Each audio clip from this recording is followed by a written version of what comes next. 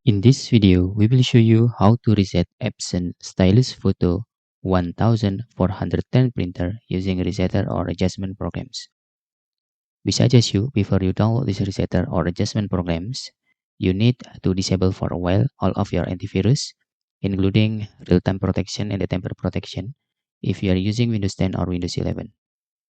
After that, you can download the file, the link on comments.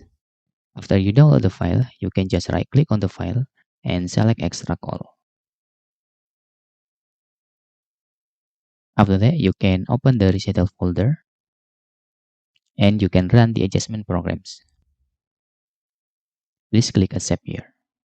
In here, you can directly click particular adjustment mode button and select was inkpad counter and click OK. Okay, you can tick on both 0 column and 80 column. After that, you can click check button. After that, you can click initialization button. Okay, after the resetter works, you can turn off your printer and you can close the program. But if you encounter error, you can try to repeat the resetting process. First, you need to verify that your printer is on.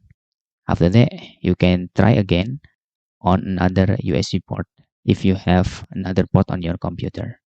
Okay, that's all tutorial how to reset Epson Stylus Photo 1410 printer using resetter or adjustment programs.